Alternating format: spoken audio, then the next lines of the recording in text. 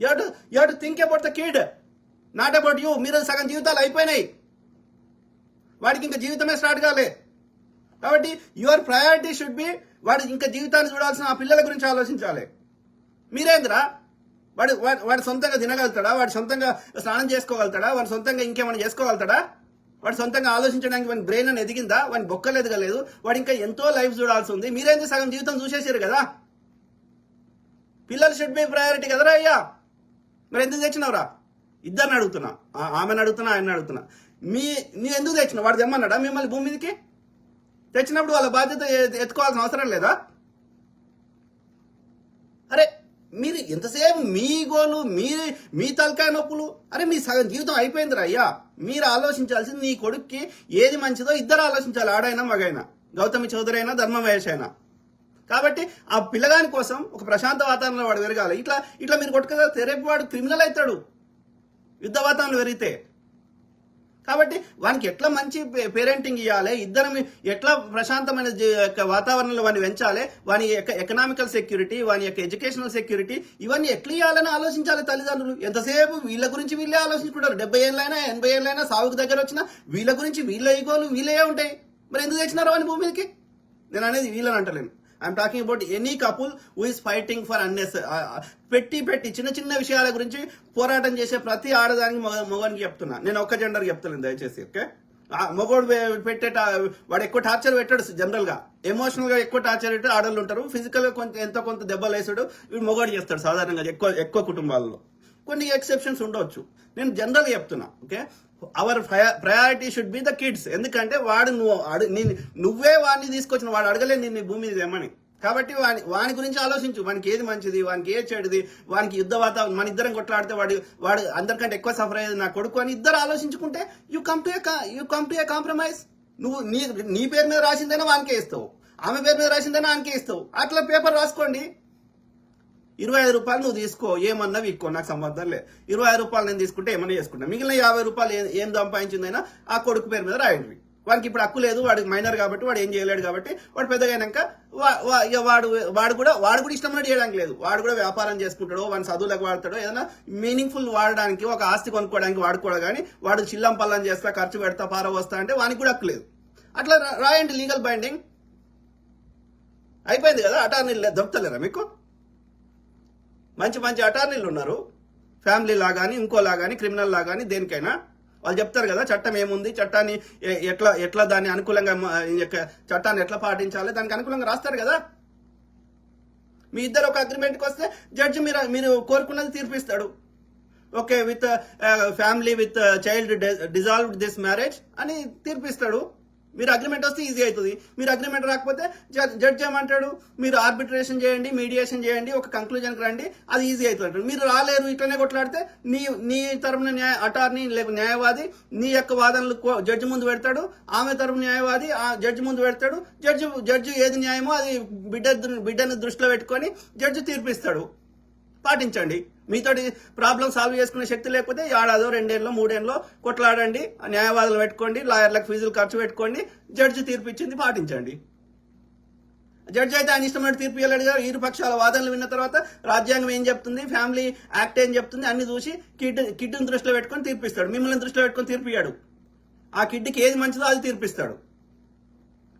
అట్లా ఏదైనా meaningful solution పట్టాలి కదా. ఎంతసేపు కొట్లాడతారు? ఏం మూర్తి ఏం చేస్తాడు, వాడు అంబర్పేట శంకర్ ఏం చేస్తాడు, ఇంకో గాడిద కొడుకు ఏం చేస్తాడు?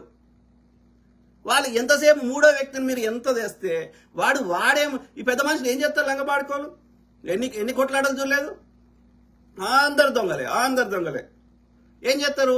వానికి తాగుడు, తెలంగాణ టిపికల్ తెలంగాణలో అయితే, ఆంధ్రాలో కూడా అట్లా ఇంచుమించు అట్లే ఉంటుంది. సో ఏం చేస్తారు, వీడికి ఈ తెలంగాణలో అయితే తాగుడు పోయాలి, బగ్గా తాగుడు పోసి మాంసము, మటను, చేపలు వానికి ఫుల్ దావత్ చేసి ఇంకా దాని మీదకి వెళ్ళి ఇంకా కొన్ని పైసలు ఇస్తే నీకు అనుకూలంగా తీర్పు చెప్తాడు. ఊకవే నువ్వు తీసుకో అని ఎవరో సైడ్ తీసుకుంటాడు.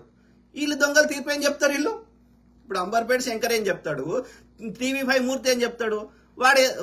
వానికి ఏదో డీల్ చేసుకుంటాడు, వానికి పైసలు గీసలు ఇస్తే వాడు నీకు అనుకూలంగా తీర్పిస్తాడు. ఏముందల్లా?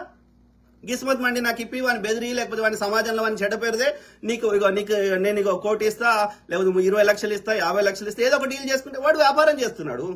వాళ్ళు మీ అమ్మ వానికి కావాలంటే రోజు 1,00,000 వారేసి మంచి మంచి ఏది 16 ఏళ్ళు అట్లా వానికి ఏ ఏజ్ అమ్మాయి కావాలంటే ఆ అమ్మాయి దొరుకుతుంది. ఈ ముసలి పిల్లల తల్లితో ఎందుకు పోతాడు ఎవడు వాడు?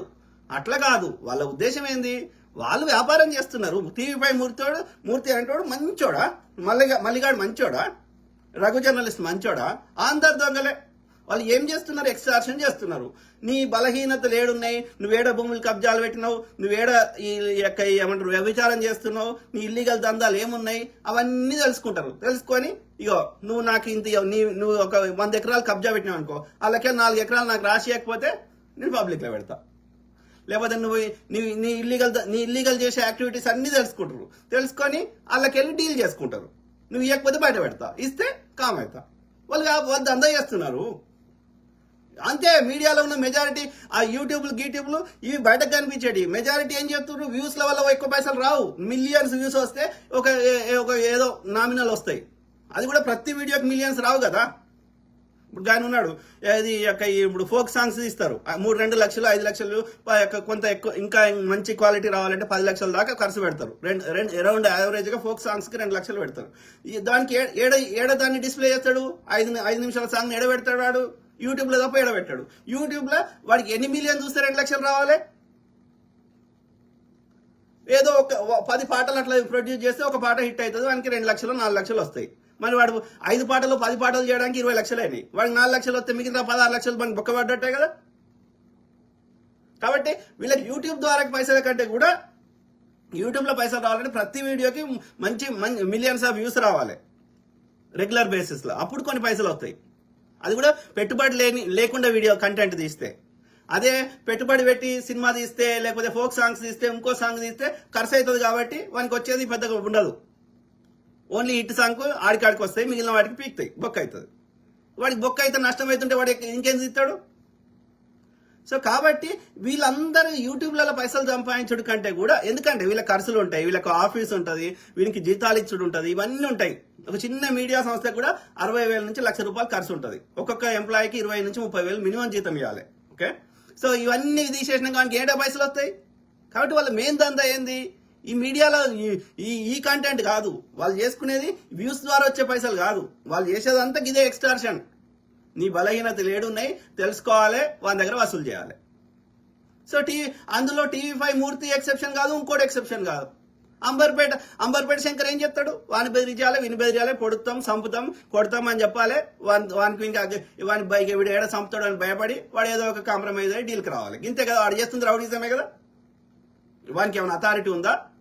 జడ్జి అంటే ఆయన చదువుకున్నోడు, ఆయన రాజ్యాంగం మీద పట్టుంది, చట్టం ఏం చెప్తుందో ఆయనకు అవగాహన ఉంది. కాబట్టి ఇరుపక్షాల యొక్క వాదనలు ఏది న్యాయము ఏది కాదు, అది అండర్ ఏజ్ ఉన్నారా ఏమి ఉన్నదా అన్ని చూసి అన్ని విధాలు ఆలోచించి జడ్జి తీర్పు ఇవ్వడానికి అవకాశం ఉంటుంది. జడ్జిని కూడా ఇన్ఫ్లుయెన్స్ చేస్తున్నారు, అది వేరే ముచ్చట. కానీ but better than Amberpet Shankar. Amberpet శంకర్కి ఏం తెలుసు రాయ్యా? ఆయన వ్యాపారం చేస్తున్నాడు, దందా చేస్తున్నాడు. ఆయన ఎవడు ఎక్కువ పైసలు ఇస్తా అంటే వానికి పాట పాడతాడు. ఏమ్మాయి ఎట్లా పుట్టినరు? మీరు ఆలోచించాల్సింది మీ గురించి కాదు.